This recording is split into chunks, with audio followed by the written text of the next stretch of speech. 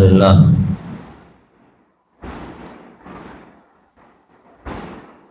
الحمد لله الملك الديان القوي السلطان الحنان المنان نحمده حمدا ونشكره شكرا في السر والإعلان ونشهد أن لا إله إلا الله وحده لا شريك له شهادة خالصة بالقلب واللسان ونشهد أن سيدنا ونبينا ومولانا محمدا عبده ورسوله المبعوث إلى آخر الزمان صلى الله عليه وعلى آله وأصحابه وبارك وسلم تسليما كثيرا كثيرا إلى يوم الميزان. أما بعد فقد قال تبارك وتعالى في القرآن: أعوذ بالله من الشيطان الرجيم بسم الله الرحمن الرحيم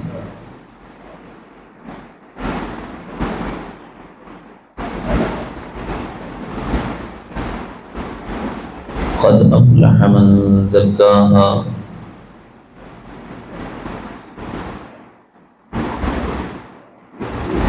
صدق الله العظيم.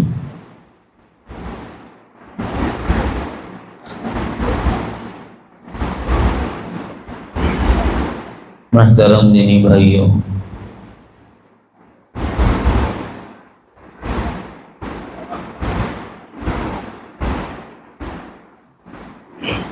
آج کی مجلس میں حسب معمول تزکیہ نفس سے متعلق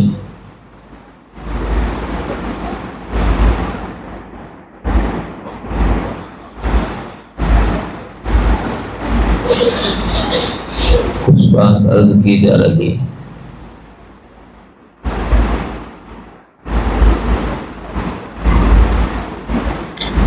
انسان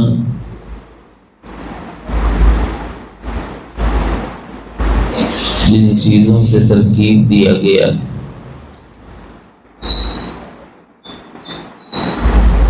اس کے جو عناصر ہیں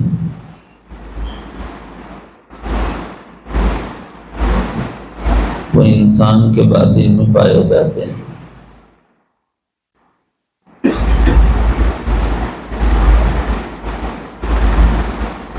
قرآن مجید شہادت دیتا ہے کہ اللہ نے انسان کو مٹی سے بنایا،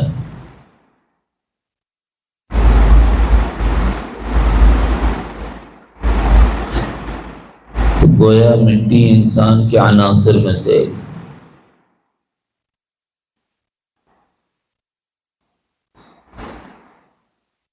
چونکہ اس مٹی کو اللہ تعالی نے پکایا ہے، کھنکتی ہوئی مٹی سے بنایا، یہ فرمایا من سلالۃ من طین، کھنکتی ہوئی مٹی۔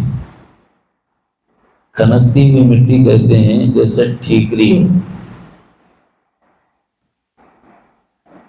گھڑا لیتے وقت دیکھتے نہیں بجا کے، اگر اس میں آواز اچھی ہے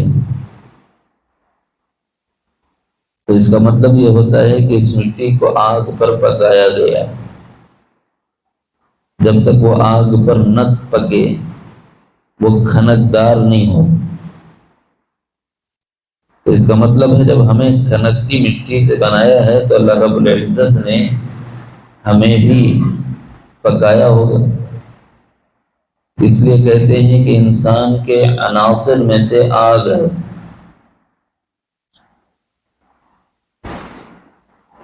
اصل مٹی ہے، جزئی طور پر آگ موجود ہے۔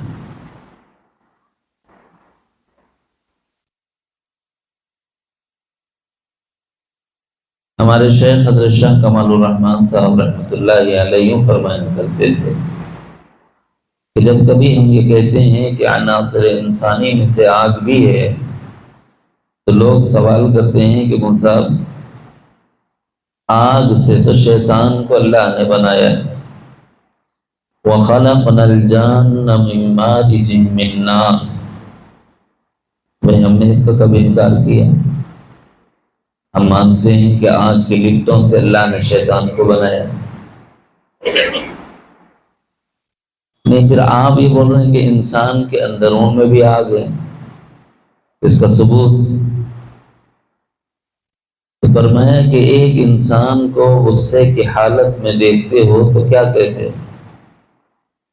آگ بگولا ہوگی۔ جب آپ کے اندرون میں آگ نہیں ہے تو پھر آگ بگولا ہونا کیا معنی؟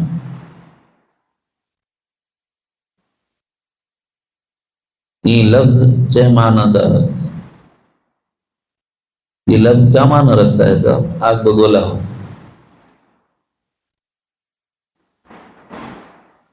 ایک انسان جب غصے کی حالت میں ہوتا ہے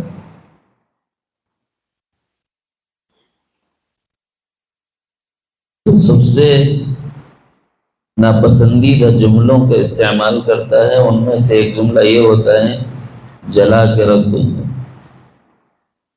ہے نا؟ جب آپ کے اندرون میں آگ نہیں تو جلاؤ گے کیسے؟ کچھ تو ہے جس کا عنصر پایا جاتا ہے، اس کے نتیجے میں آپ کی زبان اس کی شہادت ہوتی ہے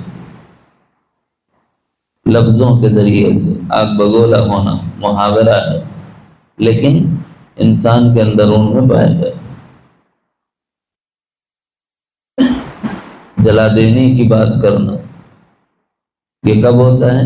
جب اندرون میں آگ بھڑک اٹھی، غصے میں بے قابو ہو گیا۔ اور روایت میں ہے نبی علیہ الصلوۃ والسلام نے فرمایا بے قابو ہونا یہ شیطان کے بس میں سے ایک بس، جب انسان بے قابو ہو تو پھر شیطان سے علاقہ کیسے نہیں ہوگا؟ یہ بھی بے قابو ہوگا تو شیطان کا وصف اختیار کرنے کی وجہ سے اس سے مماثلت اس کے اندرون میں پائی جاتی ہے۔ تو دوسرا عنصر بنا آگ، اس سے بھی انسان کو بنایا گیا ہے۔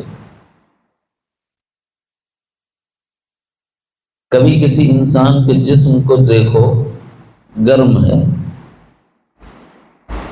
کیا کہتے ہیں؟ آگ نکل رہی ہے، 103 104، پہلے زمانے میں 102 سنتے تھے، آخری 3 ہے تو زندہ کیسا ہے پوچھتے تھے، اب 4 بھی ہے تو زندہ رہ رہے ہیں بول کے سننے میں آ رہا نہیں معلوم کتنا بخار ہے، بولے تو 104 بخار۔ اور جب یہ بخار کی شدت ہوتی ہے تو آپ اس کے جسم کو ہاتھ لگاؤ تو کیا معلوم ہوگا؟ جلا رہا ہے۔ ٹھنڈے کپڑے ڈالو گرم ہو جا رہے ہیں۔ جب بچوں کو بخار آتا ہے ماں باپ ان کے سرانے بیٹھتے ہیں، ان کی پیشانیوں کو ٹھنڈے کپڑوں سے پوچھتے ہیں، جسم کو ٹھنڈے کپڑوں سے پوچھتے ہیں، لیکن کپڑا گرم ہو جا رہا ہے اور اس کپڑے کے اندر جو پانی تھا وہ تو ٹھنڈا تھا لیکن وہ بھی گرم محسوس ہو رہا ہے، گنگنا محسوس ہو رہا ہے۔ تو یہ انسان کے اندرون میں آگ نہ ہو تو ظاہر نہیں ہو سکتا۔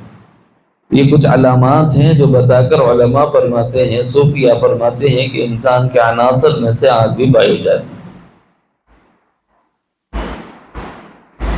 روحانیت کے میدان میں یہ بھی کہا جاتا ہے کہ انسان کے اندرون میں آگ کا عنصر ہے یا نہیں ہے، تو اس کے اندرون میں اپنے کو بڑا سمجھنا ہے نہیں ہے، دیکھ لو۔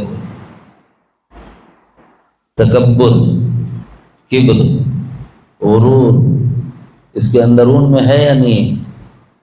اگر اس کے اندرون میں غرور ہے تو یہ بس کس کا ہے؟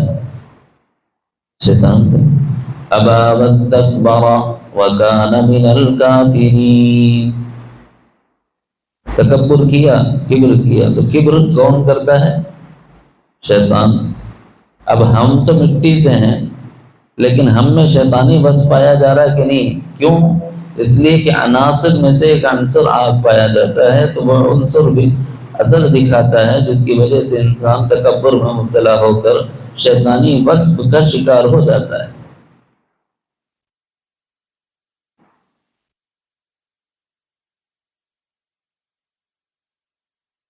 انسان کے عناصر میں سے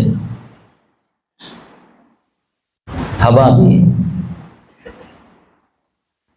ہوا نہ ہو تو انسان کی زندگی نہیں، اس کا زندہ رہنا سانس کے ذریعے سے۔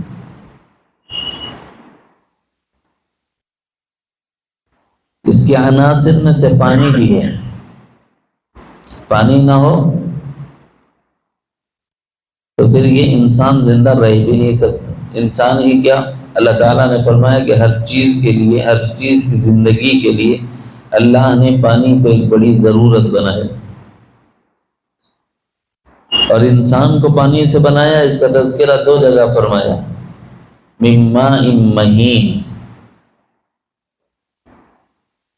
من نطفۃ اذا تمنی، من منی یمنی۔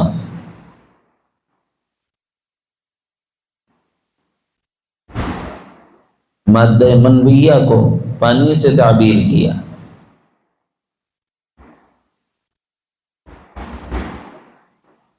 اس کی فہمائش کرانے کے لیے نبی علیہ السلام نے اپنے دست مبارک میں اپنا لعاب مبارک ڈالا تھا، اور دوسرے ہاتھ سے اس کو دبوچا تھا، پھر ہاتھ اٹھایا تھا تو اس کی چکنائی ہاتھ کو لگ گئی، بلغم میں جو چکنائی لگی۔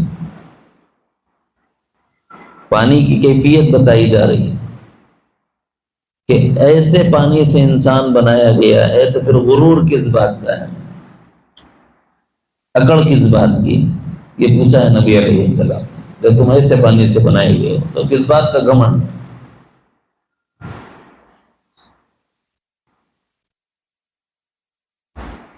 عناصر میں جو چیزیں پائی جاتی ہیں یہ سب کے سب متاثر کرتی ہیں نفس کو، جس کی وجہ سے خواہشات پیدا ہوتی ہیں۔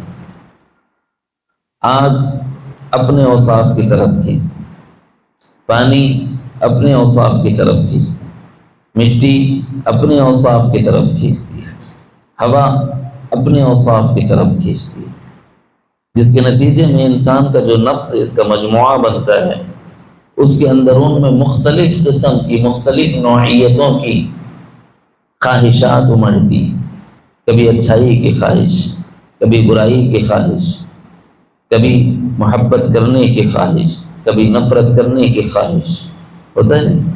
تو ان سب کا علاقہ کس سے ہے؟ ہمارے عناصر کی وجہ سے نفس کے ساتھ۔ انہی خواہشات میں ایک خواہش نفس یہ ہوتی ہے کہ کسی کو نقصان پہنچانا۔ آیا سمجھ؟ یہ اصل وصف کس کا ہے؟ شیطان کا۔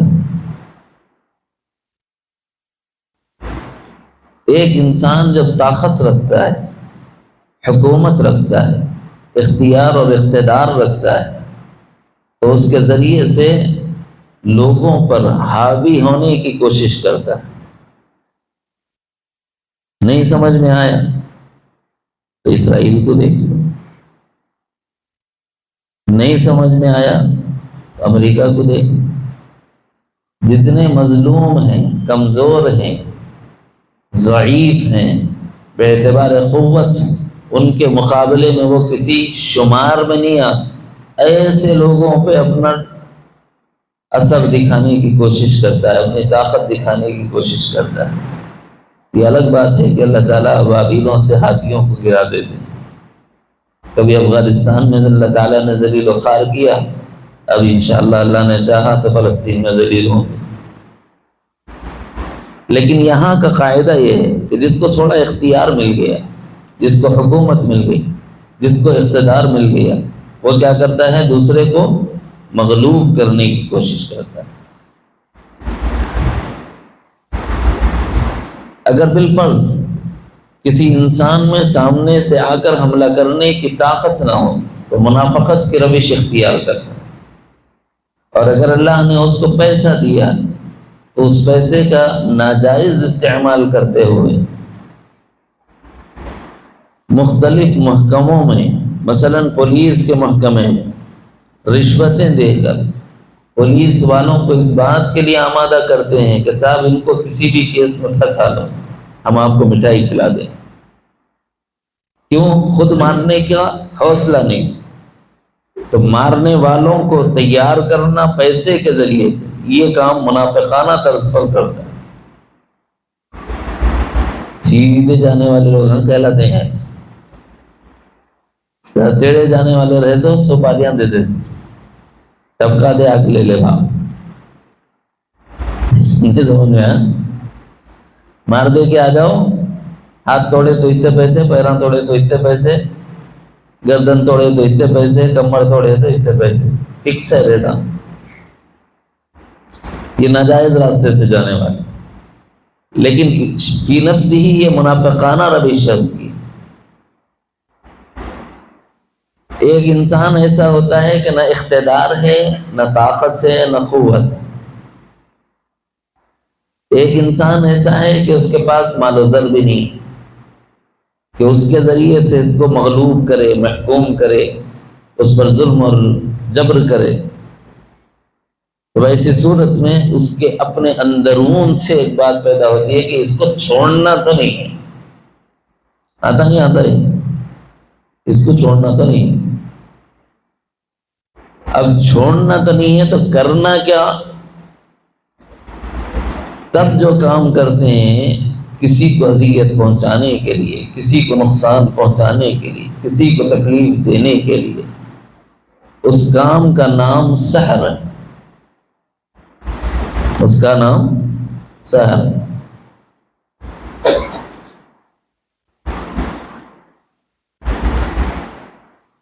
سحر ایک ایسی چیز ہے کہ اس کے ذریعے سے لوگوں کو نقصان پہنچایا جاتا ہے۔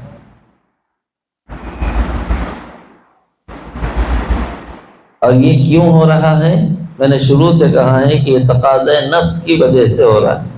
یہاں جو بیٹھا ہوا ہے ہمارا نفس، وہ تقاضا کرتا ہے کہ اس کو نقصان پہنچا، اس کو چھوڑنا تو نہیں، اس کو ملیہ میٹ کرنا، کسی طرح اس کو ترقی نہیں ہونا، یہ کامیاب نہیں ہونا، یہ خوش نہیں رہنا، ہوتا نہیں ہوتا۔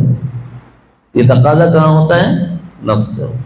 اب اس نفس کے تقاضے کو پورا کرے تو شیطانیت، اور اسی نفس کے تقاضے کو دبائیں تو اس کا طریقہ کیا ہے کہ بھئی سحر اور ساحری کے بارے میں شریعت مطہرہ کیا کہہ رہی ہے اس کو جانا جائے۔ چونکہ ان عناصر سے انسان بنا ہے تو انہی عناصر کے ذریعے سے انسان کو تکلیف پہنچانے کی کوشش کی جاتی ہے۔ سحر میں مثلا آپ کے جسم کا ٹکڑا ہے، آپ کا اپنا بیٹا ہے، اپنا بیٹا ہے، آپ کا جسم کا ٹکڑا ہے، اسی لیے تو لخت جگر کہتے ہیں، بولتے کہ نہیں؟ شادی کے رخوں میں یہی لکھا ہوا ہوتا ہے، نور نظر لخت جگر۔ انسان کے جسم کا حصہ ہے یہ، چونکہ بیٹا جسم کا حصہ ہوتا ہے اس لیے اللہ تعالیٰ نے اپنے لیے وصف یہ رکھا لم یلد ولم یولد، نہ وہ کسی کے جسم کا حصہ، نہ اللہ کو جسم ہے کہ اس کے جسم کا کوئی حصہ۔ بتانا یہ چاہتا ہوں کہ جب آپ کے بیٹے کو تکلیف دی گئی، کسی نے مارا، آپ کو تکلیف ہوتی کہ نہیں ہوتی؟ ارے صاحب آپ کو تھوڑا ہی مارا، کیا بولتے ہیں؟ میرے بیٹے کو مارنا، میرے کچھ مارنا ہے صاحب۔ مطلب یہ ہوا کہ دوسرے ذریعے سے آپ کو تکلیف پہنچائی ہے۔ اسی طرح کسی کو تکلیف دی جاتی ہے مٹی کے ذریعے سے، کسی کو تکلیف دی جاتی ہے آگ کے ذریعے سے، کسی کو تکلیف دی جاتی ہے پانی کے ذریعے سے، کسی کو تکلیف دی جاتی ہے ہوا کے ذریعے سے۔ کیسا وہ نہیں سکھاتا، صرف عنوان بتاتا ہوں، یہ سحر کے راستے ہیں، کیسا سکھایا تو پھر غلط ہو جائے گا۔ ایک آدمی مٹی کا بنا ہوا ہے، ایک مٹی کا ڈھانچہ بنایا جائے اور اس کے پیٹ پر یا اس کی پیشانی پر اس کا نام لکھا جائے، اس نام لکھنے کے بعد ان شیاطین سے مدد مانگی جائے جن شیاطین کو پوجتا ہے، تاکہ سحر کے عمل میں تاثیر پیدا ہو۔ اس کے بعد کچھ منتر پڑتا ہے، اس پہ دم کرتا ہے، اس کو لے جا کر دفنا دے تو یہ مٹی کے ذریعے سے مٹی کو تکلیف پہنچانا ہے۔ اس کو لے جا کر پانی میں ڈبو دے تو پانی کے ذریعے سے انسان کو تکلیف پہنچانا ہے۔ اس کو ہوا میں معلق لٹکا دے، تند و تیز ہوائیں اس کو تکلیف دیں تو اس کی تکلیف کا اثر اس کی ذات کو متاثر کرے۔ اس کو آگ کی بھٹی میں ڈال دیا جائے تو اس کے ذریعے سے اس انسان کو تکلیف پہنچائی جائے۔ اس کا نام، اس کی ماں کا نام لکھ دیا جاتا ہے پیشانی پر، پیٹ پر، اور اس کے بعد کچھ منتر پڑھے جاتے ہیں۔ کچھ منتر کہہ رہا ہوں، منتر نہیں بتا رہا، سمجھ رہے؟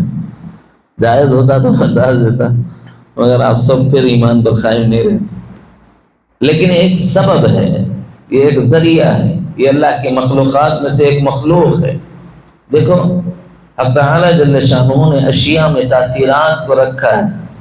ہم اس کو سمجھتے ہیں عقیدے کی روشنی میں کہ مؤثر حقیقی اللہ ہے، لیکن ہر شے میں اثرات کو اللہ نے فطرتاً دے رکھے۔ مثلا ایک آگ ہے، آگ کی فطرت میں اللہ نے جلانے کا مادہ رکھا، لیکن ہم آگ کو خدا نہیں سمجھتے۔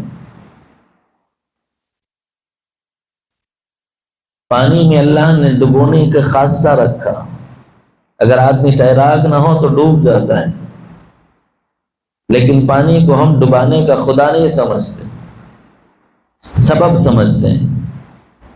آگ کو ہم خدا نہیں سمجھتے، جلانے کا سبب سمجھتے ہیں۔ چاقو سے انسان کا قتل بھی ہو سکتا ہے، کیونکہ اس میں کاٹنے کا ملکہ اللہ نے رکھا، کاٹنے کی تاثیر اللہ نے رکھی، لیکن چاقو کو خدا نہیں سمجھا جاتا۔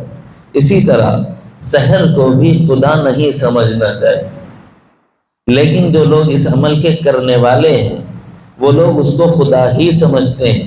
وہ لوگ بالذات اس شے کو زار سمجھتے ہیں۔ یہ میں نہیں کہہ رہا، آپ آسان ترجمہ قرآن اٹھائیں، حضرت مولانا تقی عثمانی صاحب دامت برکاتہم نے اس کے اندرون میں ان آیات کی تفسیر میں لکھ رکھا ہے وَاتَّبَعُوا مَا تَتْلُو الشَّيَاطِينُ عَلَى مُلْكِ سُلَيْمَانَ وَمَا كَفَرَ سُلَيْمَانُ وَلَكِنَّ الشَّيَاطِينَ كَفَرُوا يُعَلِّمُونَ النَّاسَ السِّحْرَ وَمَا أُنزِلَ عَلَى الْمَلَكَيْنِ بِبَابِلَ هَارُوتَ وَمَارُوتَ وَمَا يُعَلِّمَانِ مِنْ أَحَدٍ حَتَّى يَقُولَا إِنَّمَا نَحْنُ فِتْنَةٌ فَلَا تَكْفُرْ فَيَتَعَلَّمُونَ مِنْهُمَا مَا يُفَرِّقُونَ بِهِ بَيْنَ الْمَرْءِ وَزَوْجِهِ وَمَا هُمْ بِضَارِّينَ بِهِ مِنْ أَحَدٍ إِلَّا بِإِذْنِ اللَّهِ۔ یہاں چونکہ ان کا عقیدہ یہ ہوتا ہے کہ جادو جو ہے وہ بہرحال متاثر کرتا ہی ہے، جیسے آگ میں گرے تو جلنا ہی جلنا ہے، ہم بھی سمجھتے ہیں، چاقو پہ گرے تو کٹنا ہی کٹنا ہے، ہم بھی سمجھتے ہیں، ہے نا؟ لیکن جادو کرنے والا جو سمجھتا ہے وہ یہ کہ بالذات یہ نافع ہے، بالذات یہ ضار نقصان پہنچانے والا ہے۔ ہم اس کو سبب کا درجہ دیتے ہیں، اور اس کی تفصیل میں حضرت مولانا تقی عثمانی صاحب دامت برکاتہم نے لکھ رکھا ہے اور سمجھایا ہے کہ دیکھو یہ ایک مخلوقات میں سے ایک مخلوق ہے۔ کیسے پتا چلا کہ اس کو اتارنے والے اللہ، وہ علم کے اتارنے والے اللہ۔ سحر اچھی چیز نہیں ہے، نقصان ہوتا ہے، نہیں پیدا کرنا چاہیے تھا، اتارا کیوں اللہ نے پھر؟ ایک سوال، تو اس کا جواب دیتے ہوئے فرمایا کہ حق تعالی جل شانہ کے بارے میں لوگوں کے جو ناقص عقائد تھے، ان ناقص عقائد کو دور کرنے کے لیے اللہ تعالیٰ نے ان اشیاء کو پیدا کر کر حق تعالیٰ کی قدرتوں اور کمالات کو سمجھانا چاہا ہے، لیکن لوگوں نے اس علم کا مس یوز کیا، لوگوں نے اس علم کا غلط استعمال کیا۔ ایک آدمی سائنٹسٹ بنتا ہے، اچھا ہے کہ برا ہے؟ ایک آدمی سائنٹسٹ بننے کے بعد میزائل بناتا ہے، اچھا ہے کہ برا ہے؟ ہاں؟ اچھا ہے، لیکن اگر اس نے میزائل بنانے کے بعد اپنے ملک کی حفاظت کے بجائے اپنے ہی ملک پر داغ دیا تو کیا کہو گے، اچھا ہے کہ برا ہے؟ یہی مطلب ہے بھائی، شے تو پیدا اللہ نے کی ہے، وہ اللہ کی مخلوقات میں سے ایک مخلوق ہے، وہ تو اللہ کی پہچان کے لیے، اللہ کی قدرتوں کے تعارف کے لیے تھی، لیکن لوگوں نے اس کا مس یوز کیا ہے۔ حالانکہ جب بھی وہ بتاتے تھے اللہ کی قدرتوں کے مقابلے میں دوسری چیز کو سمجھاتے تھے، جیسے اللہ قادر ہیں، بت قادر نہیں، تو بھئی اللہ کیا کرتا، بت کیا کرتے، بتانا تو پڑے گا نا۔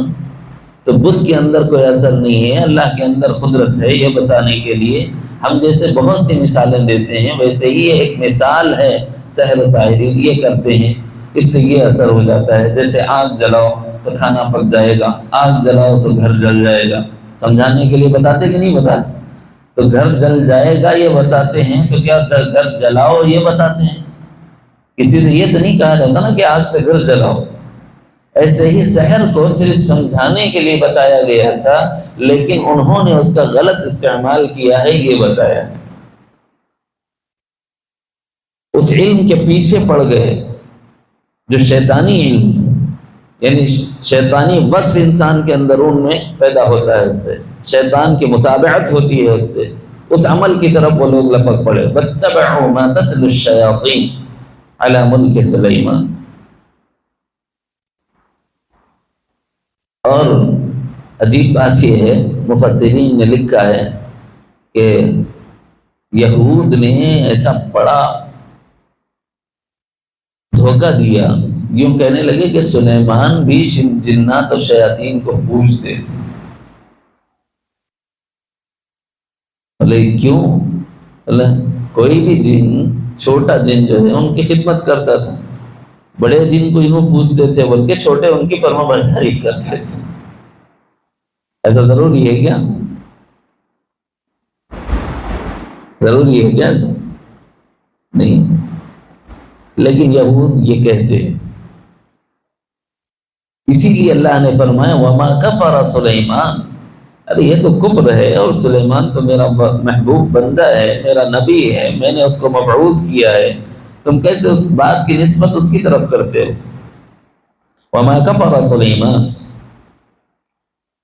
کفر کرنے والے تو شیاطین ہیں، وَلَكِنَّ الشَّيَاطِينَ كَفَرُوا، انہوں نے جو شیاطین نے جو لوگوں کو دھوکہ دیا وہ یہ کہ یہ سلیمانی علم ہے، اگر یہ تمہیں مل گیا تم اس سے لوگوں سے فائدے اٹھا سکتے ہو، تم اس سے لوگوں کو نقصان پہنچا سکتے ہو، گویا کہ ایک طرح کی خدائی تمہیں مل جائے گی، اور یہ علم آنا چاہیے۔ کس راستے سے آیا بتاؤں؟ ایک لطیف راستہ بتاؤں آپ کو؟ اس راستے سے آیا کہ نہیں، ہم لوگوں کو نقصان نہیں پہنچانا چاہتے، لیکن اس علم کے ذریعے سے کوئی ہمیں نقصان پہنچایا تو اپنا دفاع چاہتے ہیں، سیلف ڈیفنس کے واسطے سیکھ رہے ہیں، سیلف ڈیفنس کے واسطے سیکھ رہے ہیں بول کے سیکھتے تھے۔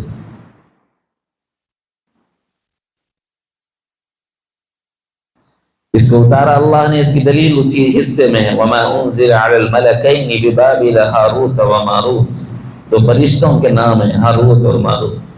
شہر بابل، اللہ نے اس شہر کا نام یہاں لیا، شہر بابل میں ہاروت اور ماروت نامی دو فرشتوں کے ذریعے سے اللہ کی قدرتوں کی فہمائش کرانے کے لیے اور نبیوں کے معجزات کی وضاحت کرنے کے لیے اور ساحری کی فہمائش کرانے کے لیے، نبی کے معجزے میں اور سحر میں فرق ہے یہ بتانے کے لیے ہاروت اور ماروت کو اللہ نے بھیجا تھا۔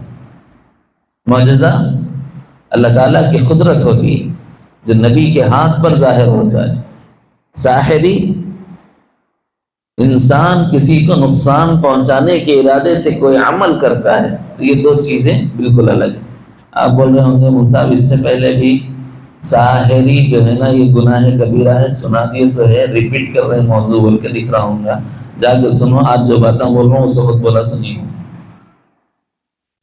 وہاں جو بات میں نے بتائی تھی وہ یہ تھی کہ زبان سے کوئی ایسے منتر کا ورد کرنا کسی کو نقصان پہنچانے کی نیت سے، یہ گناہ ہے کبیرہ۔ یہاں زبان کی بات نہیں چل رہی ہے، سحر کی ایک ہی قسم نہیں ہے، سحر کی مختلف شکلیں ہیں، اور وہ شکلیں انسان کو کبھی شرک پر لے جاتی ہیں، وہ شکلیں کبھی انسان کو کفر پر لے جاتی ہیں، وہ شکلیں کبھی انسان کو فسق پر لے جاتی ہیں۔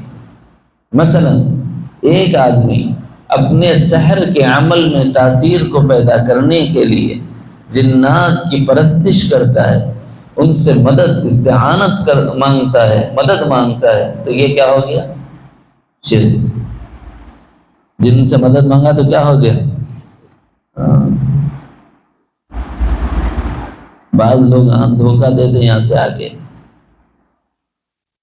ہاتھ ڈالتے ہیں، کھجورا نکال کے کھلاتے ہیں، ہاتھ ڈالتے ہیں، چاکلیٹا نکال کے کھلاتے ہیں۔ ایسا ہوتا بھائی؟ کیا بولتے ہیں؟ ہاتھ ڈالے تو کڑک نوٹا نکلتے ہیں۔ ارے بڑے پائے کے ولی ہیں مول صاحب بولے، کتنے پائے کے ولی بولے، جیل میں ہاتھ ڈالے تو کڑک کڑک نوٹا نکل جاتے۔ آپ کے پڑوسی کے نہ جاتے تو دیکھو اس کا غلہ صاف ہو گیا رہتا۔ کیسا معلوم بھائی؟ آپ نے اپنے پیسے آپ کی اپنی الماری میں آپ نے رکھے، لاک آپ نے کیا، دروازہ آپ نے بند کیا، چابی آپ کے جیب میں ہے، آپ کا گھر مقفل ہے، پھر وہاں سے پیسے کیسا غائب ہوئے؟ یہ جو صاحب کرامتاں دکھا رہے ہیں نا، یہ کرامتاں نہیں ہے، وہ جنہ سے مدد ہے۔ ارے تھوڑے پیسے لا کے دے دے، اس کا نگتی ہے لا کے دینے کے واسطے، وہ دوسرے کے غلے میں ہاتھ ڈالتا، لا کے آپ کو دیتا، اور آپ دوسروں کو بتا کے اس کو کرامت بتا رہے ہیں۔ غلطی ہوتی کہ نہیں ہوتی؟ دھوکہ لگتا ہے کہ نہیں لگتا ہے؟ اپنے کو یہ جھاڑ پہ چڑھ کے ناریل نکالنا ہے، آسان کام ہے، آپ یوں ہاتھ ڈال کے ناریل نکال کے دے دیں تو یہ کرامت کہلائے گی؟ دھوکے ہیں، استدراج ہے۔ یہ استدراج میں یہی ہوتا ہے کہ یہ جنات اور شیاطین سے مددیں مانگی جاتی ہیں۔ یہ شرک کا عمل ہے سحر کے سیکھنے کے لیے، سحر کی تاثیر کو، سحر میں عمل سحر میں تاثیر کو پیدا کرنے کے لیے۔ تو اس لیے فرمایا کہ یہ گناہ کبیرہ عملی ہے، اس کو عملی گناہوں میں بھی گنایا ہے، اس کو قولی گناہوں میں بھی گنایا گیا ہے۔ وہاں جو باتیں بتائیں وہ بالکل الگ تھی، آج جو باتیں بتا رہا ہوں وہ بالکل الگ ہے۔ قولی سحر وہ بھی گناہ ہے کبیرہ، یعنی کسی منتر کا ورد کرنا۔ عملی سحر یہ بھی گناہ کبیرہ ہے۔ اس سے کیا نقصان ہوتا ہے؟ خود فرشتے ان سے یہ کہتے تھے کہ عمل مت سیکھو، اگر سیکھو گے تو اس کا نقصان یہ ہوگا کہ آپس میں اختلافات ہوں گے، اولاد ماں باپ کی نہیں رہے گی، ماں باپ اولاد کی نہیں رہے گی، میاں بیوی کا نہیں ہوگا، بیوی میاں کی نہیں ہوگی، بھائی بھائیوں میں اختلاف، بھائی بہنوں میں اختلاف، رشتے ٹوٹ جائیں گے۔ یہ غلط بات ہے، نہیں سیکھنا چاہیے۔ فَيَتَعَلَّمُونَ مِنْهُمَا مَا يُفَرِّقُونَ بِهِ بَيْنَ الْمَرْءِ وَزَوْجِهِ۔ اہل سنت والجماعت کا مشرب یہاں سے یہ ہے کہ سحر اور ساحری مخلوقات میں سے، ہمارا عقیدہ یہ ہو کہ ہر چیز میں اللہ نے کچھ اثرات رکھے ہیں، اسی طرح اس میں بھی کچھ نقصان پہنچانے کے اثرات کو اللہ نے چھپایا ہوا ہے، لیکن وہ بالذات نقصان پہنچانے والا نہیں ہے۔ جب تک اللہ کا منشا نہ ہو ہمیں کوئی نقصان نہیں ہو سکتا، جب تک اللہ کا منشا نہ ہو ہمیں کوئی نقصان نہیں ہو سکتا، لیکن جب اللہ کا منشا ہو جائے تو پھر اس سے ہم کو نقصان بھی ہو سکتا ہے۔ اب اس کی دو وجوہات ہو سکتی ہیں، ایک یہ کہ ہم نے اللہ کے پہرے کو اپنے ہاتھوں سے توڑ لیا، اللہ کی حفاظت کا پہرا اپنے کرتوتوں سے ہم نے توڑا، اس وجہ سے بھی اثرات متعلق ہو سکتے ہیں۔ دوسری صورت یہ بھی ہو سکتی ہے کہ اللہ یہ چاہتے ہیں کہ اس کو اس مشقت کے ذریعے سے درجات بلند کریں، تب بھی ایسا ہو جاتا ہے۔ دلیل امام الانبیاء سید دو عالم جناب محمد الرسول اللہ صلی اللہ علیہ وسلم کی ذات گرامی، سبھی جانتے ہیں سورہ فلق اور سورہ ناس کی جب آیات اتری ہیں اس کے شان نزول میں تمام مفسرین کا اس پر اتفاق ہے کہ امام الانبیاء حضرت محمد الرسول اللہ صلی اللہ علیہ وسلم پر یہود نے سحر کیا تھا۔ تو اس کا اثر ہوا کہ نہیں؟ آپ نے اپنے اندرون میں اس کے نقصانات کو محسوس فرمایا. پھر جبرائیل امین تشریف لائے اور ان دو صورتوں کو نبی پاک صلی اللہ علیہ وسلم کو سکھلایا، یاد دلایا، اور یہ فرمایا کہ رسول اللہ اس عمل کو پڑھتے، ان آیات کو پڑھتے رہیے، اس کی برکت سے اللہ رب العزت شفا عطا فرمائے. اور خود جبرائیل نے نبی پاک صلی اللہ علیہ وسلم کے بال مبارک، آپ کے زلف مبارک کا ایک بال وہ توڑ لیا گیا تھا. کنگھی کرتے ہیں تو بال گر جاتا ہے، جڑ سے جو بال نکل جائے وہ بال پر منتر پڑے جاتے ہیں. اس واسطے کیا بولتے بڑھیا معلوم ہے، بالا پھینک دو خود میں تھو تھو بول کے پھینکو بولتے ہیں. اور کبھی کبھی کام کے چیزاں رہتے ہیں، خالی تھوکنا نہیں ہے، لا حول ولا قوت الا باللہ العلی العظیم پڑھ لو، تاکہ اگر کوئی برائی چاہے تو بھی آپ برائی آپ پر اثر انداز نہ. ایک ترکیب ہے، جائز ترکیب، لا حول ولا قوت الا باللہ پڑھنا کون سا غلط کام؟ شیطان کے اثرات سے بچنے کے لیے پڑھیں، نبی علیہ السلام کا بتایا ہوا طریقہ. اگر کسی آدمی کو سحر نے متاثر کر دیا تو دو باتوں میں سے ایک بات ہوگی. پہلے وہ جائزہ لے کہ میں ایسا کوئی کام تو نہیں کر رہا جس کے کرنے کی وجہ سے اللہ تعالیٰ نے اپنی حفاظت اٹھا لی، کوئی اللہ کی نافرمانی تو مجھ سے نہیں ہو رہی. ایک چیز جائزہ لے لیں. دوسری چیز درجات بلند کرنا بھی ہوتا ہے. دلیل اس کی امام الانبیاء جناب رسول اللہ صلی اللہ علیہ وسلم. تو کوئی نعوذ باللہ آپ کے پاس ایسی کوئی بات تو تھی نہیں کہ اس کو معاف کرنے کے لیے اللہ نے اثرات مرتب کر دیے، یا کوئی اللہ کی نافرمانی ایسی ہوئی ہو کہ اس کی وجہ سے اللہ تعالیٰ نے اپنی حفاظت اٹھائی ہو، ایسا تو نہیں تھا. پھر وہاں کیا مطلب لیا جائے گا؟ وہاں ایک ہی مطلب ہو سکتا ہے صاحب کہ حضور کے درجات کو اللہ بلند کرنا چاہتے تھے تو اثرات تھوڑی دیر کے لیے متاثر کریں، پھر آیات ربانی کا نزول ہوا، پھر اس کی برکت سے اللہ تعالیٰ نے اس اثر کو بھی زائل فرما دیا. تو اس سے استدلال کرتے ہوئے علماء نے فرمایا ہے رقیہ شرعیہ کے ذریعے سے تم سحر کی مدافعت کرو، اس کا تدارک کرو. رقیہ شرعیہ کیا ہے؟ مختصر لفظوں میں سورہ فاتحہ یاد رہنا، آیت الکرسی یاد رہنا، ٹھیک ہے، سورہ اخلاص یاد رہنا، آمن الرسول سے ختم تک یاد رہنا، سورہ فلق یاد رہنا، سورہ ناس یاد رہنا. یہ وہ آیات ہیں جس کے بارے میں نبی رحمت صلی اللہ علیہ وسلم نے خبر دی ہے کہ جنات اور شیاطین ان آیات کے پڑھنے والے کو متاثر نہیں کر سکتے، اور سحر اگر ہو جائے تو ان آیات کو پڑھنے کی برکت سے اللہ تعالیٰ سحر کو دور کر دیتے. اس کو کہتے ہیں رقیہ شرعیہ، یعنی جو شریعت میں آپ کو طریقہ دیا گیا ہے اس طریقے کے مطابق اپنا علاج کرو، سیدھی سی بات. یعنی ایک بیماری ہے، ممکن ہے لاحق ہو جائے، ایسی صورت میں دوا کی اجازت ہے. ویسے ہی اثرات اگر سحر کے ہو جائیں تو ایسی صورت میں دعا کرنے کی اجازت ہے، یا اسباب کے درجے میں اللہ تعالیٰ سے مدد مانگی جائے، آیات ربانی کی تلاوت کی جائے. یہ نبی علیہ السلام کی سنت اور طریقہ ہے. جہاں تک معاملہ ہے سحر و ساحری کے کرنے کا، کرانے کا، سیکھنے کا، سکھانے کا، اس کے بارے میں یہ بات اچھی طرح یاد رکھیں. ہمارے آقا نبی پاک صلی اللہ علیہ وسلم نے ارشاد فرمایا جس نے سحر کا علم سیکھا اس کا میرے دین کے ساتھ کوئی تعلق نہیں، اس کا نبی کے ساتھ کوئی تعلق نہیں. اب یہ چھوٹی بات ہے کہ بڑی بات ہے بھائی؟ یعنی ہم سرکار کے امتی نہیں ہیں تو قیامت میں نجات کس بنیاد پر ہوگی؟ ان کے امتی ہونے کے نتیجے میں امید ہے کہ ان کی شفاعت کی برکت سے اللہ ہمارا بیڑا پار لگائے. لیکن جب انہوں نے خود فرما دیا کہ اگر تم ایسے کاموں میں پڑو گے تو وہ اس قدر ناپسندیدہ ہیں کہ تم میری امت ہی کہلانے کے حقدار نہیں. اس لیے بھائی ہم لوگ یہ سمجھتے ہیں کہ شیطان کی عبادت کر کے ایسا کام کرنے کا نام ہی سحر ہے. سحر کی ایک قسم یہ بھی ہے جو آج کل عام ہو چلی، اس کو سحر بولنے میں ڈر لگ رہا. غلط اطلاع دے کر کوئی تعلیم لینا بھی اسی درجے میں لے جاتا ہے. یہ سمجھ میں آیا؟ عامل صاحب کرنے جا رہے ہیں، مجبوری ہے میری، کھلا کھلا بولنا پڑ رہا.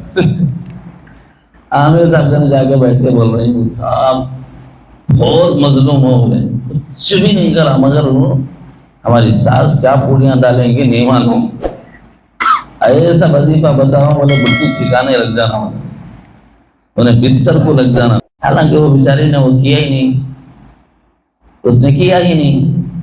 اب اس کا اثر کیا ہوگا؟ عامل صاحب آپ سے بڑی محبت کریں گے کہ صاحب بیچارہ بہت مظلوم ہے، کیونکہ آپ نے سنا ہے اپنی مظلومیت، سامنے والے کو آپ نے ظالم بتایا، جاؤ وہی آیتیں پڑھو۔ اب وہ آیتیں پڑھے، انہیں پڑھ گئی، ایک بہو گئی عامل کے پاس، جا کے بولی ہماری ساس تو بولے اٹھے تو چلاتی بیٹھے تو اڑاتی، ایسا تعویذ دو بولے منہ بند ہو جانا، وہ بڈھی بولتے نہیں بولتے ایسا۔ حالانکہ ویسی بات نہیں ہوتی، بعض جگہ ہوتا بھی ہے، نہیں کرنا چاہیے۔ یہاں عورتیں رہتے تو ذرا کھول کے بولتا تھا، عورتیں نہیں ہیں مگر عورتوں کا سنا لو۔ بعض وقت ایسا غلط اطلاع دیتے ہیں کہ صاحب ہماری ساس ہم پر ظلم کرتی ہے، زبان درازی کرتی ہے، گالی گلوچ کرتی ہے، حالانکہ ویسا نہیں رہتا۔ کبھی کبھی کسی کی طبیعت ایسی ہوتی ہے کہ جہاں غلطی دیکھتے ہیں تو فوری تنبیہ کرتے ہیں، متوجہ کرتے ہیں، تربیت کے لیے کرتے ہیں، تو اس کو تربیت کے لیے سمجھنا بھی آج کی نسل پسند ہی نہیں کر رہی، غلط بات ہے۔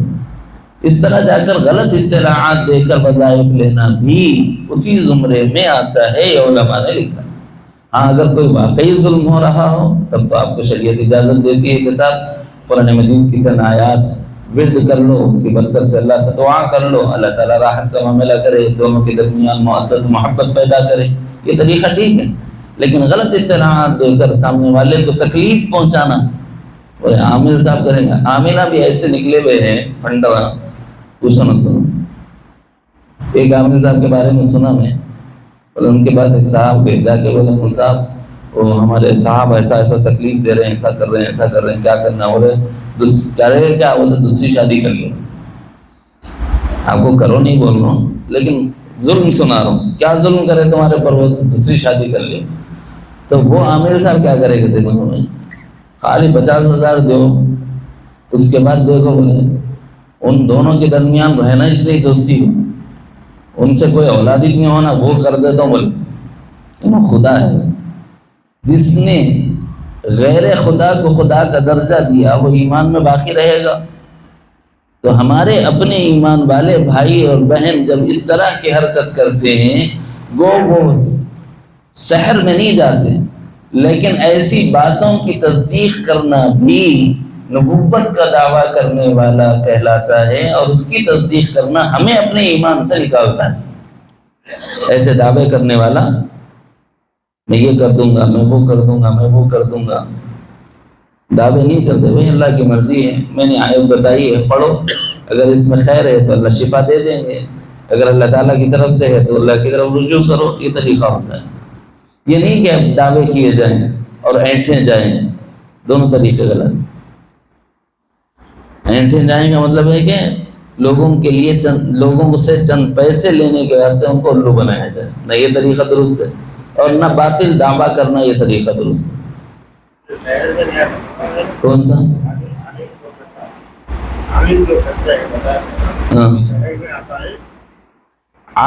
عالم دین اگر آپ کو کوئی عمل بتا رہا ہے، قرآن کی آیت سے یہ پڑھو، تو وہ سحر میں کیسا آئے گا؟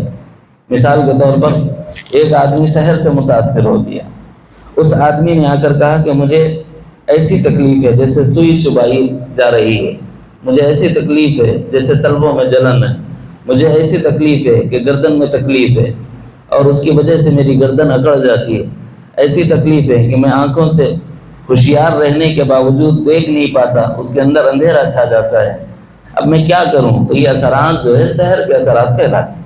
تب عالم صاحب آپ سے کہہ رہے ہیں آیت الکرسی پڑھ لو، تو یہ سحر کیسا کہلاتا ہے؟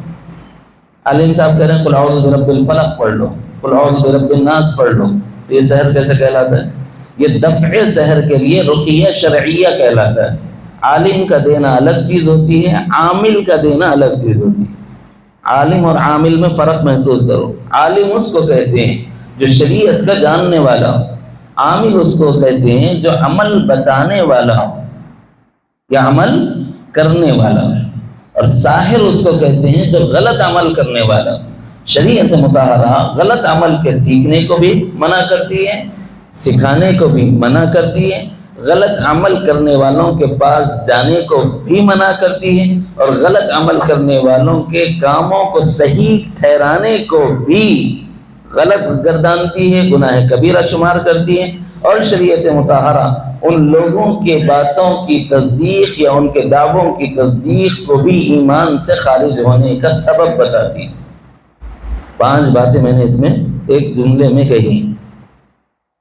سحر الگ چیز ہے، عمل الگ چیز ہے، علم الگ چیز ہے۔ اگر عالم کوئی عمل بتائے گا تو وہ شریعت کے خلاف تو نہیں بتائے گا، ورنہ پھر وہ عالم کہے گا۔ عامل اگر کچھ بتا رہا ہے تو اب یہ دیکھا جائے گا کہ اس کے بتائے ہوئے عمل میں کوئی خلاف شریعت بات تو نہیں۔ اگر اس کے عمل میں خلاف شریعت بات ہے تو اس کو چھوڑ دیا جائے، ورنہ پھر وہ سحر کے زمرے میں آ جائے۔ اگر وہ خلاف شریعت نہیں، شرکیہ جملے نہیں، تو اس کو اختیار کرنے کی اجازت ہے۔ یہ نبی علیہ السلام نے خود فرمایا ہے۔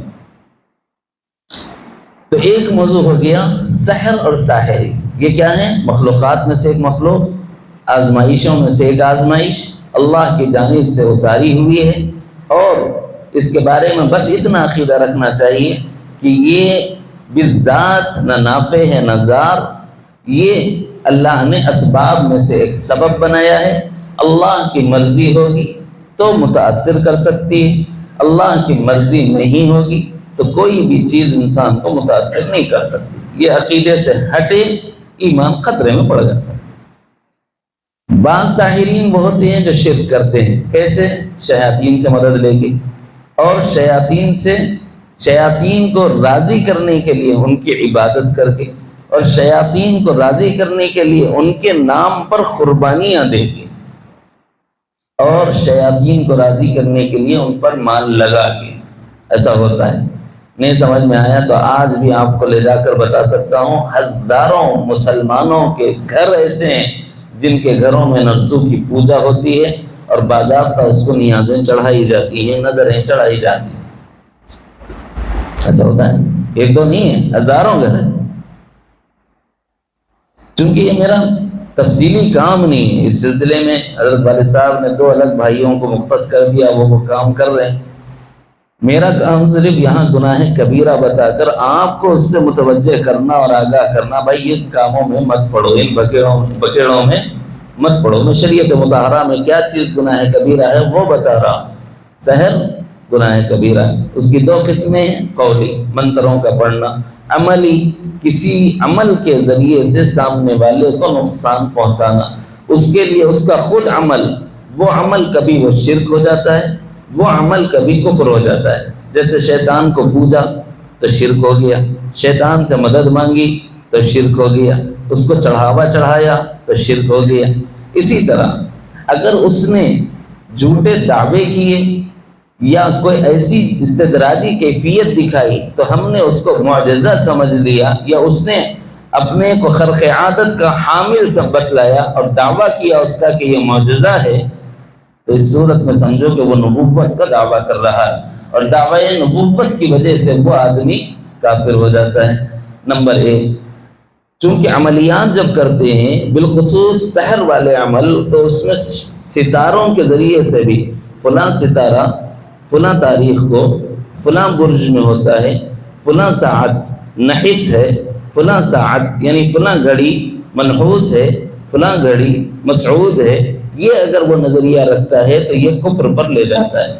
کواکب کو مؤثر حقیقی جانا تب بھی کفر ہے۔ کواکب یعنی ستارے۔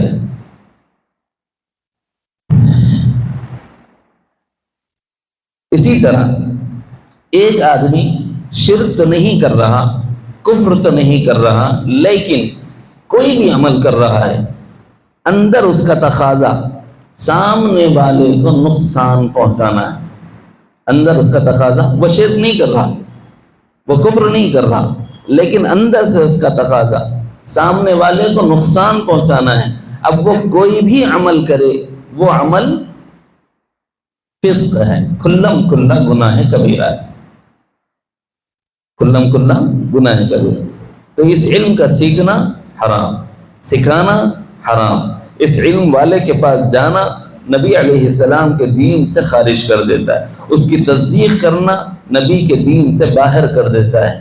ویسے آدمی کا اگر وہ دعویٰ کرتا ہے تو اس کے دعووں کو سچا ماننا، گویا اس نے نبوت کا دعویٰ کیا اور آپ نے اس کے نبی ہونے کو مان لیا، اس کی نبوت کی تصدیق کی ہے، یہ مطلب بنتا ہے۔ تو لہٰذا کتنے گناہ کبیرہ ہو گئے؟ اس ایک ضمن میں 6 گناہ کبیرہ ہو گئے۔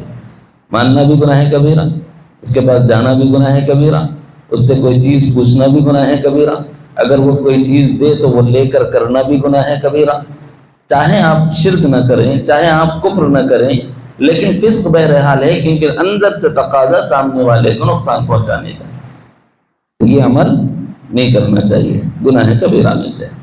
کبائر سنا رہا نا وہ کتاب الکبائر سے، اس میں سے سحر گناہ کبیرہ ہے۔ اس کی 2 قسمیں ہیں، یہ آج دوسری قسم سنائی گئی۔ دوسرا موضوع آج کا ہے، وہ ہے ترک صلاۃ۔ صلاۃ عملی تعبد کا نام، اللہ تعالیٰ کے آگے سجدہ ریز ہونے کا نام، اپنی عاجزی کے اظہار کا نام ہے، اظہار بندگی کا نام۔ نماز جو ہے اللہ تعالیٰ کا ذکر ہے۔ ایک آدمی نماز پڑھنا چاہتا ہے تو عمل کرنا ہی کرنا ہے، اس میں حرکت ہوتی ہے، پوری باڈی اس کی حرکت کرتی ہے۔ قیام، تکبیر تحریمہ، قیام، رکوع، قومہ، سجدے، جلسہ، قاعدہ، ہر چیز میں حرکت پائی جاتی ہے، تو پورا سر سے لے کے پیر تک جسم کا ہر عضو حرکت کرتا ہے، ہر جوڑ حرکت ہوتی ہے، ہر جوڑ کو حرکت ہوتی ہے، تو یہ عمل ہوا نا، حرکت جو ہوتی ہے وہ عمل کہلاتا ہے۔ تو اس عمل کو اگر کوئی بندہ ریا کی وجہ سے کرے تب بھی گناہ کبیرہ، عمل تو کر رہا ہے لیکن اس عمل میں ریا ہے تو گناہ کبیرہ۔ اس عمل کو کر تو رہا ہے لیکن اپنی اس عبادت میں اتنی کسل مندی ہے کہ بار بار عمل کثیر کے ذریعے سے نماز فاسد ہو رہی ہے، اور بے شعوری کے ساتھ وہ آدمی ویسے ہی نماز مکمل کر کے جا رہا ہے، اس کو تساہل کہتے ہیں۔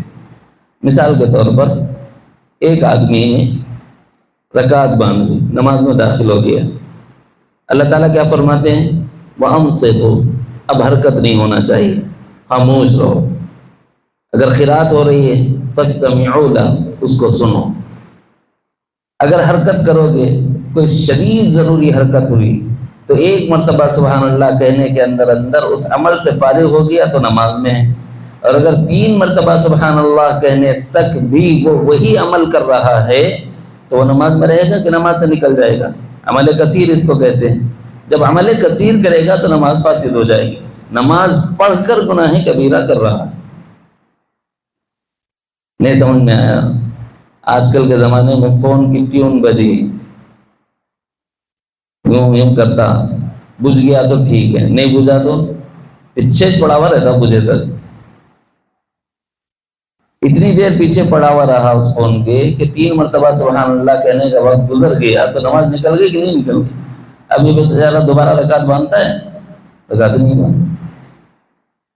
ایک آدمی ہے کھجارا، اتنی دیر کھجایا کہ 3 مرتبہ سبحان اللہ بولنے کا وقت گزر گیا، اب اس کے بعد پھر نماز میں داخل ہو گیا، پھر سلام پھیر لیا، نماز نہیں لوٹایا۔ جب نماز فاسد ہوگی تو لوٹایا کیوں نہیں بھائی؟ گنہگار ہوا کہ نہیں ہو؟ ایک آدمی ہے، ریح خارج ہو گئی، وضو ہی ٹوٹ گیا تو نماز میں کہاں ہے؟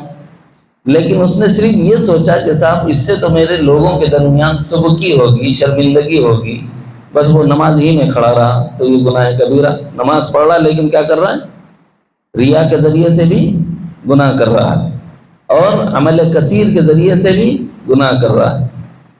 اور ایک آدمی نماز پڑھ رہا ہے، نماز ٹوٹ گئی لیکن نماز سے نکل کے جاتا نہیں ہے، وہیں پر رہتا ہے، تو اس کا مطلب ہے بالعمد بغیر وضو کے نماز پڑھنا گناہ کبیرہ۔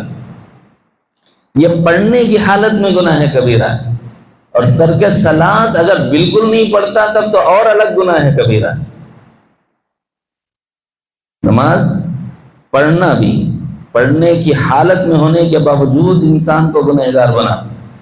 جب آدمی بے شعوری سے پڑھے، کہاں ہے؟ قرآن میں آپ پڑھتے رہتے ہیں بار بار۔ اللہ تعالیٰ نے قرآن مجید میں فرمایا فویل للمصلین، ہلاکت ہے ان نمازیوں کے لیے۔ تو پڑھنے والا ہی نمازی کہلائے گا۔ کون؟ الذین هم عن صلاتهم ساہون، جن کی نمازوں میں سستی کے بہت سے معنی، انتہائی بے دلی سے پڑھنا بھی سستی، وقت گزار کے پڑھنا بھی سستی ہے، وہ بھی گناہ کبیرہ۔ بے توجہی کے ساتھ پڑھنا، غفلت کے ساتھ، استحضار کے بغیر پڑھنا، یہاں تک کہ نبی علیہ السلام نے خبر دی ہے لا صلاۃ الا بحضور القلب، اگر تمہارا قلب حاضر نہیں ہے تو تمہاری نماز ہی نہیں۔ تو ہماری نمازوں میں ہمارا قلب کہاں حاضر ہے؟ 4 دکانوں میں، 4 رکعت میں ایک دکان کا حساب کرتا تھا کدے آدمی روزانہ، اکثر دعوت کے ساتھیاں سمجھانے کے لیے کہتے رہتے ہیں۔ ایک مرتبہ 3 رکعت میں امام صاحب قائد آخرہ کر لیے، فوری پڑھا کہ اللہ اکبر، لوگ بولے بڑی تعریف کرے حضرت ماشاءاللہ، بولے کیا یاد ہے آپ کو؟ 4 رکعت سے تیسری رکعت میں قائد آخرہ کر لیے تھے امام صاحب، سب بھول کے آپ ایک ہی یاد رکھے۔ بولے وہ کیسا یاد رکھا؟ معلوم میرے 4 دکانیں ہیں، 3 کا حصہ ہوا، 1 کا باقی ہے۔ یہ ہماری نماز کی حضوری کا حال ہے۔ ایسی غفلت بھی نہیں چاہیے نماز میں، پڑھ کے گنہگار بنے گا آدمی۔ اس کا مطلب یہ بھی نہیں ہے کہ آدمی مکمل چھوڑ دے، کیونکہ وہ تو اور بڑا گناہ ہے۔ وہ کتنا بڑا گناہ ہے وہ آیات سناؤ۔ اللہ تعالیٰ نے قرآن مجید میں فرمایا وَأَقِيمُوا الصَّلَاةَ وَلَا تَكُونُوا مِنَ الْمُشْرِكِينَ، سورہ روم کے اندر، نماز قائم کرو، دیکھنا مشرکین میں سے مت ہو جانا۔ یعنی یہ کہ ایک آدمی نماز چھوڑتا ہے اگرچہ کہ وہ شرک نہیں کر رہا، لیکن مشرکوں کا عمل کر رہا، ایسا یعنی مشرک نماز نہیں پڑھتا، تم بھی نماز نہیں پڑھتے، تو مشرکوں کا عمل ہوا نا ترک نماز۔ چھوٹا وبال ہے کہ بڑا وبال ہے؟ کتنا بڑا وبال ہے؟ اتنا بڑا وبال ہے کہ اگر ایک آدمی نماز دنیا کے اندر نہیں پڑھتا تو کل قیامت میں سب سے بڑی رسوائی اس کی ہو سکتی ہے۔ اللہ ہماری حفاظت فرمائے۔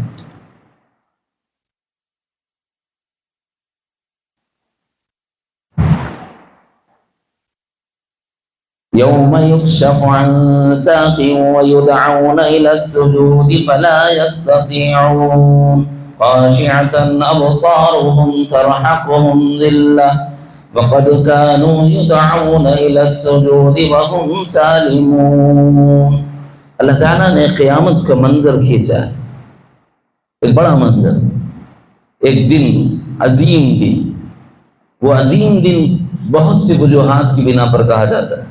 نمبر 1، وہ ایسا بڑا دن ہے کہ اس کو 50,000 سال کے برابر ایک وجہ سے عظیم کہا گیا۔ دوسری وجہ وہ دن ہے کہ پل صراط سے ہر ایک کو گزرنا ہے۔ تیسری وجہ وہ دن ہے کہ جب پوری امتوں کے اعمال تولے جائیں۔ وہ دن ہے کہ حق تعالی جل شانہ نزول اجلال فرمائے، حساب کتاب ہوگا۔ وہ دن ہے، اور عظیم اس لیے ہے کہ اس دن حق تعالی جل شانہ اپنی ساخ کی تجلی فرمائے۔ لغت کے اعتبار سے ساخ پنڈلی کو کہتے ہیں، پنڈلی بولے تو معلوم نا، لیکن اللہ تعالیٰ کو جسم نہیں، اللہ منزہ ہے جسم سے، اللہ سبحان ہے لوازم جسم سے۔ اگر کوئی بندہ اللہ کے مماثل سمجھ لے یا کسی مخلوق میں سے کسی مخلوق کے مماثل سمجھ لے تو یہ آدمی اپنا ایمان کھو دے گا۔ کیونکہ اللہ کی کوئی مثال ہی نہیں، لیس کمثلہ شیء، کوئی چیز ہے ہی نہیں کہ اس کی جیسی مثال بتا کر تو پیش کیا جا سکے۔ شیء کہا ہے، شیء کا مطلب ہے کہ شیء وہ ہے جو حادث ہے، قدیم نہیں۔ حادث کہتے ہیں جس کو پیدا کیا گیا، اور چونکہ اللہ کی خصوصیت یہ ہے کہ اس کو کسی نے پیدا نہیں کیا، باقی شیء دلالت کرتی ہے حادث پر، ہر وہ چیز جو پیدا ہوئی، وہ جس شکل میں ہو، مرئی ہو کہ غیر مرئی، بہر صورت شکل رکھتی ہے تو سمجھ لو کہ وہ مثل بن سکتی ہے، اور اللہ تعالیٰ اس سے منزہ اور پاک۔ اللہ کو کوئی شکل نہیں. اسی لیے حضرت شاہ صوفی غلام محمد صاحب رحمۃ اللہ علیہ نے سمجھاتے ہوئے فرمایا ہستی کی کوئی شکل نہیں یاد رکھ غلام. ہستی اللہ کی ذات کو کہتے ہیں، ہستی کی کوئی شکل نہیں یاد رکھ غلام.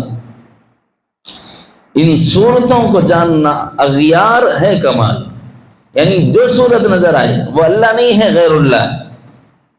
تو پھر اللہ نے جو یہ لفظ استعمال فرمایا تو اس سے کیا معنی ہے، کیا مراد ہے؟ تو اس کے حقیقی معنی کا علم اللہ کے سوا کسی کو بھی نہیں. خود نبی علیہ السلام نے یہی ارشاد فرمایا.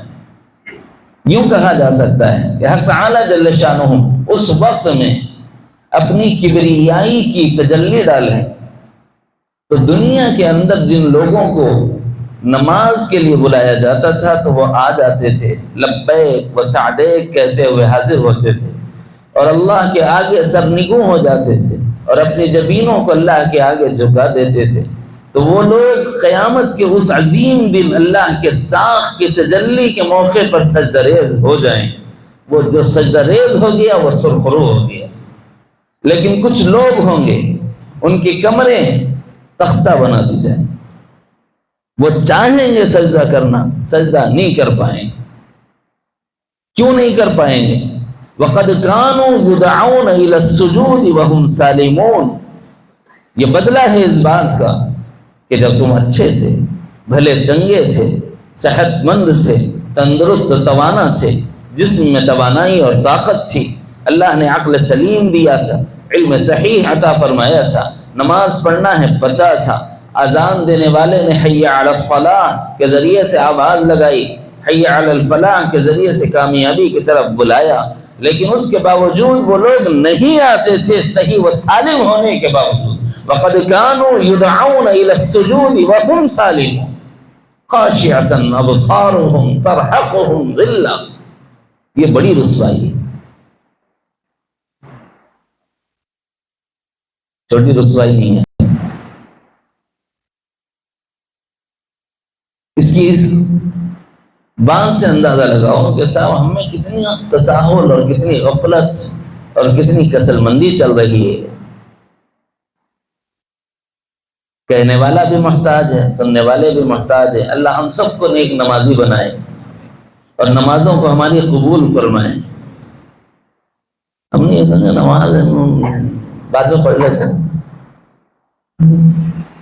نماز کا وقت گزار کے پڑھنا بھی میں نے ابھی کہا کیا ہے، گناہ کبیرہ. بالفرض وقت نکل گیا تو آدمی کے دل میں خیال آیا تھا. ذرا غور کرنا، خیال کہاں آتا ہے؟ باطن میں. آدمی کے دل میں خیال آیا تھا کس بات کا؟ نماز پڑھ لینا. اب اس خیال کو کیا کر رہا ہو؟ بعد میں پڑھ لے. بولا نہیں بولا؟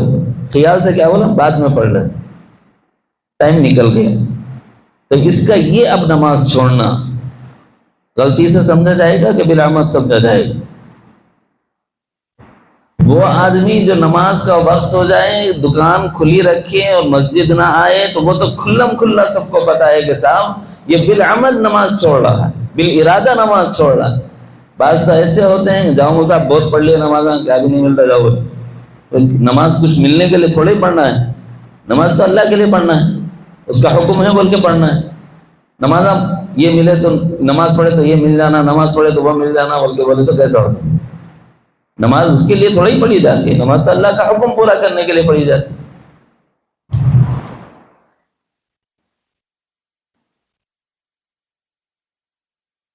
مسجدوں کے پاس ذرا چوریاں بھی زیادہ ہوتی ہیں. ایک مسجد کے پاس اچھے چپلاں جتنے آتے تھے چوری ہو جاتے تھے. لیکن ایک غریب شریف آدمی تھے بیچارے، انہوں کتنی بھی اچھی چپل پہن کے ان کی چپل چوری ہوتی تھی. لوگ بولے یہ کیا چکر ہے؟ تو انہوں نے کہا کہ بھائی خالص اللہ کی طرف متوجہ ہو کر عبادت کرو، اللہ تعالیٰ حفاظت فرمائیں گے تمہاری چیزوں میں. اسباب میں سے ایک سبب بتایا انہوں نے، خالص اللہ کے لیے نماز پڑھ کے دیکھیں گے چپل رہتی کی جاتی کی بول کے دیکھا کریں. تو مطلب یہ ہو کہ نماز تو یہاں پڑھ رہا، خالص اللہ کے لیے بول کے پڑھ رہا، لیکن دماغ پورا وہاں ہے. اب جا کے دیکھوں گا چپل ہے کہ کہیں ہو. شعور ختم ہوا کہ نہیں ہوا؟ ایک آدمی، حضرت امام سید الاولیاء سیدنا شیخ عبد القادر جیلانی رحمۃ اللہ علیہ نے لکھا ہے کہ ایک آدمی کبھی نیکیوں سے بیزار آ جاتا ہے، ایک آدمی کبھی برائیوں سے بیزار آتا ہے، 30 سال 35 سال 40 سال سے دیکھ رہا ہوں صاحب، بس بولا گناہ کی زندگی بیکار ہے، چھوڑ دو، توبہ کر لیا، اللہ اللہ کرنا، نماز پڑھنے لگے، تو گناہ کی زندگی سے بیزار ہوا، نیکی کی طرف آ گیا۔ براءت کا معنی اور مفہوم بتاتے ہوئے فرماتے ہیں اسی طرح جیسے برائی چھوڑ کر نیکی کی طرف آنے والے ہیں، کچھ ایسے ہیں نیکی چھوڑ کر برائی کی طرف جانے والے ہیں۔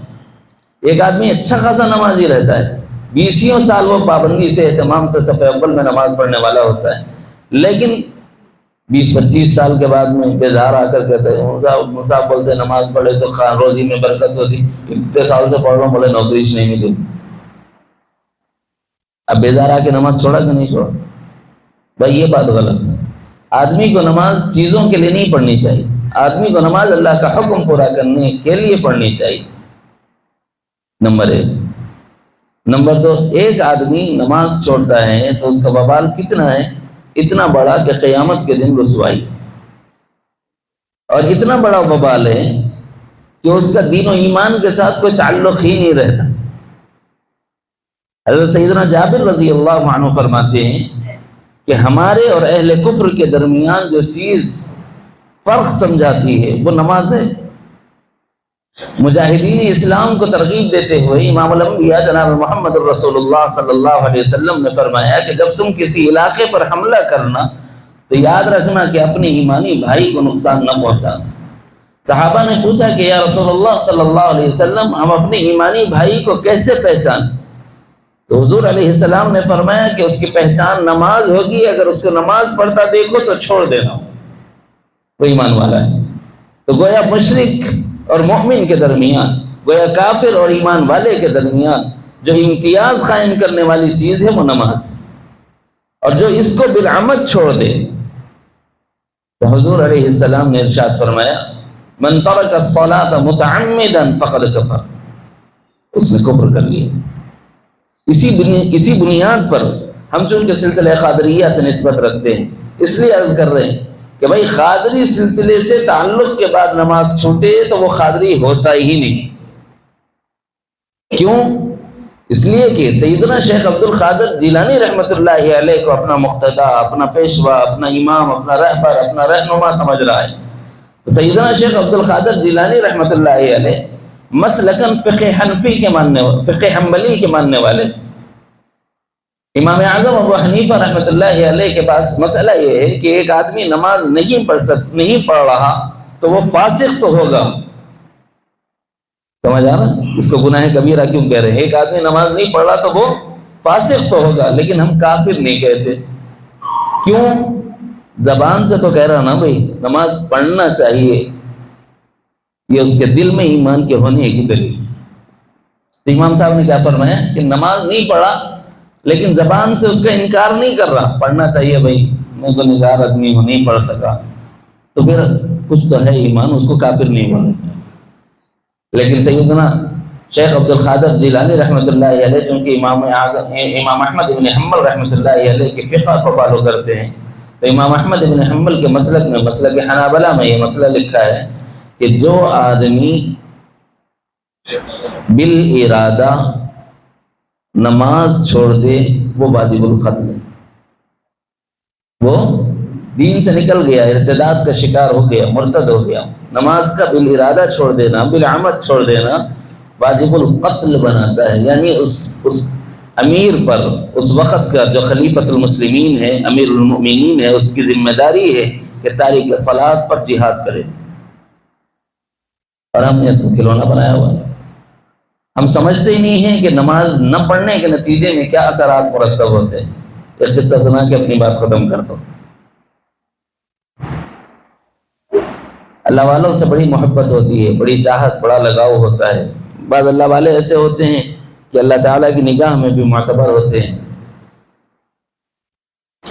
کہتے ہیں کہ ایک بڑھیا ایک مرتبہ اپنے بچوں کے لیے، غریب تھی، کھانے پینے کی چیزیں روز کچھ کما لیا تو مل گیا، ہفتوں میں مہینوں میں نوکری مل گئی، کچھ کام کاج مل گیا تو کما لیتے تھے، وہی کھا لیتے تھے۔ کچھ محنت مزدوری کے بعد میں اس کو تھوڑا سا پیسے میں لے تو تھوڑا تیل اس نے لے لیا کہ گھر جا کر کے بچوں کو کچھ کھانا پکا کر کے دے دوں گی، اس نیت سے اس نے تیل خریدا. تیل خریدے، بڈھی تھی، کھانا نہیں وقت پہ، اور بڑھاپے میں ویسے راشا آ جاتا ہے. راشے کے ساتھ چل رہی تھی، تھک گئی، ٹھوکر لگی تو تیل پورا زمین پہ گر گیا. رو لیتے بیٹھی، چیخ لیتے بیٹھی. وہ راستہ تھا، راستے سے جا رہی تھی تو راستے سے گزرنے والے کسی آدمی نے پوچھا، اماں اتنا کہیں کو اللہ رہے، کہیں کو چیخنے چلا رہے، کیا ہو گیا؟ بولے تو انہوں بولے میرا تیل گر گیا. وہ بیچارہ مسافر آدمی تھا، مسافروں کے پاس ویسے ہی کچھ نہیں رہتا، جو رہتا اس میں بھی احتیاط سے کام کرتا. وہ کہنے لگے کہ اماں دیکھو میں تو مسافر ہوں، میرے پاس تو کچھ ہے نہیں کہ تمہاری مدد کر سکوں. البتہ اتنا سنا ہے کہ اس علاقے میں ایک اللہ کا ولی رہتا ہے، آپ جاؤ، جا کے اللہ کے ولی کو بولو، ان لوگوں کے دل میں اللہ کے بندوں کے لیے بڑی محبت ہوتی ہے، وہ تمہارے لیے کچھ کر دیں گے. جاؤ. اب وہ بڈھی بھاگ لیتے، وہ جھوپڑی میں گئی جس میں اللہ کے ولی تھی. کہنے لگی کہ حضرت کچھ تو بھی کرو، جیسے اب کرتے لوگ آ کے. حضرت کیا تو بھی کرو. بولے اللہ کی بندی میں بھوکا آدمی ہوں یا کچھ بھی نہیں ہے، دیکھ لے کچھ تو بھی ملا تو لگ جا. بولے نہیں، بولے تم کچھ تو بھی کرنا کرنا. بولے اللہ کی بندی میں کیا کر سکتا ہوں، میں غریب آدمی ہوں، میں فقیر آدمی ہوں، میں جنگل میں پڑا ہوا ہوں، میرے پاس کھانے کو کچھ نہیں ہے تو تیرے کو کیا دوں گا. بولے نہیں، بولے تم اللہ کے ولی ہے بول کے سنی میں کیا تو بھی کرنا بولے. تو بولے اچھا چل، جہاں پر تیل گرا وہاں پر لے کے چل. گئے وہاں جانے کے بعد میں جو بات انہوں نے بتائی وہ بڑی عجیب ہے. لکھنے والوں نے لکھا ہے کہ انہوں نے زمین سے مخاطب ہو کے ایک جملہ کہا، یوں کہا کہ دیکھ یہ بڈھیا کا تیل دے دے. ابن بولے تو زمین سنتی.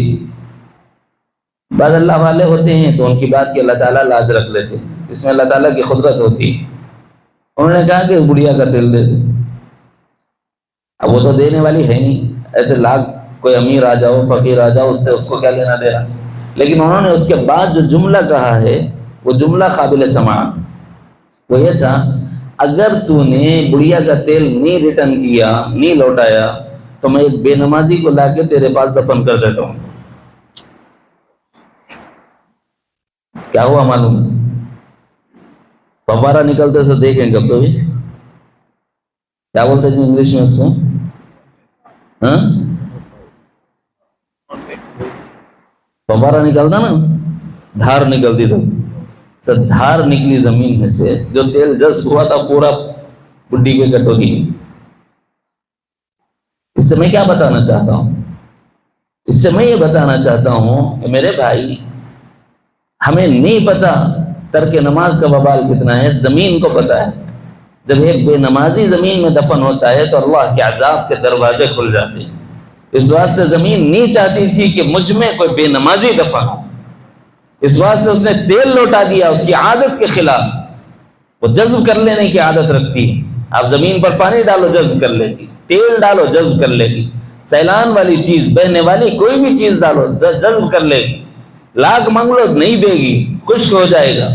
لیکن بے نمازی کو دفن کرنے کے بعد اللہ کے عذاب کی جو شکلیں کھلتی ہیں اور اللہ کے عذاب کے جو دروازے کھلتے ہیں، زمین جانتی ہے کہ وہ بال برداشت نہیں کر سکتے، اس لیے اس نے تیل لوٹا دیا. تیرا تیل تو لے جا، مگر مجھ میں ایک بے نمازی نہیں چاہیے. اس سے سمجھو کہ ترک نماز کتنا بڑا گناہ ہے، اتنا بڑا گناہ کہ زمین جانتی ہے کہ اس کے وبال کیا ہے، اس کا عذاب کیا ہے، اس کے بعد جو مشقتیں ہوں گی وہ کیا ہے. اس لیے میرے بھائی، یہ دوسرا گناہ کبیرہ ہے. کبھی نماز پڑھ کے ہم گنہگار ہوتے ہیں، وہ شکلیں میں نے بتائی ہیں، ان سے بھی بچیں. اور کبھی نماز چھوڑ کے گنہگار ہوتے ہیں، اس سے بھی بچیں، اس لیے کہ یہ اللہ کے عذاب کے دروازوں کو کھولنے والی چیز، اس لیے کہ یہ کفر تک لے جانے والی چیز، اس لیے کہ سلسلہ قادریہ سے تعلق رکھنے والوں کا شعار نہیں. کیونکہ حضرت سیدنا شیخ عبد القادر جیلانی رحمۃ اللہ علیہ کا مسلک تو یہ ہے کہ تارک نماز واجب القتل ہے. قادری ہو اور پھر واجب القتل ہو جانے والا عمل کیسے کر سکتا ہے؟ اگر ہم سے یہ گناہ ہو رہا ہے تو آسان طریقہ ہے تو توبہ کرو. اللہ نے دروازہ کھلا رکھا ہے. جہاں تک معاملہ حقوق اللہ کا ہے، علماء نے لکھا ہے کہ بڑی امید ہے اللہ معاف کر دے، کیونکہ وہ غفور الرحیم. لیکن حقوق العباد ہیں، تب پھر اللہ کے علاوہ بندے سے بھی معافی مانگنی پڑے گی، اس کو بھی راضی کرنا پڑے گا. حقوق العباد طلب نہ کرتا ہو، نمازیں نہ ہوتی ہوں تو توبہ کرے اور یہ ارادہ کرے کہ آج کے بعد کوئی نماز نہیں چھوڑوں گا، اپنے وقت پر اہتمام کے ساتھ نماز پڑھوں گا، کریں گے بھائی انشاءاللہ؟ تو اس وقت 2 گناہ میں نے بتائے۔ نمبر 1، سحر و ساحری کے چکر میں مت پڑھنا۔ علاج کی ضرورت محسوس کرو تو قرآن کے ذریعے سے اپنا علاج کرو، طریقہ آپ کو احادیث میں موجود ہے، مل جائے گا۔ نمبر 2، نماز پڑھنے میں سستی کو دور کر دو۔ نمبر 3، نماز نہ پڑھنے کے گناہ سے اپنے آپ کو بچا دو۔ یہ 2-3 باتیں اور اس کے ضمن میں پہلے مرحلے میں پہلے گناہ کے ضمن میں 6 باتیں عرض کی تھیں اور دوسرے گناہ کے ضمن میں 6-7 باتیں عرض کی ہیں۔ اس طرح 12-13 باتیں جو گناہ کبیرہ ہیں تو 2 ہی بتائی ہوئی، لیکن اس کے ضمن میں 6 باتیں اور ہیں جو میں نے اس وقت عرض کی ہیں۔ امید کرتا ہوں کہ آپ حضرات بھی اس میں کوشش کریں گے کہ جو باتیں بتائی جا رہی ہیں اس پر عمل کرو، اور یہ ہوتا ہے نفس کے تقاضے کی وجہ سے۔ یہ ہوتا ہے سحر کا عمل کس وجہ سے ہوتا ہے؟ یہاں پر خواہش ہوتی ہے، اور ترک نماز کا جو اندر سے داعیہ ہوتا ہے وہ کہاں سے ہوتا ہے؟ یہاں سے۔ نفس نہیں چاہتا، اس واسطے آدمی سستی کرتا ہے، تو اس نفس کو مٹھارنے والا کامیاب ہے۔ اس کو تربیت نفس کہتے ہیں۔ کیسے کرنا ہے؟ علم صحیح کے ذریعے سے کچھ مجاہدات کرو، اور ان مجاہدات کے ذریعے سے اللہ تعالیٰ کو راضی کرنے والے اعمال کو اختیار کرو۔ حسب ضرورت مجاہدات شیخ بتائے۔ کلمات استغفار اس لیے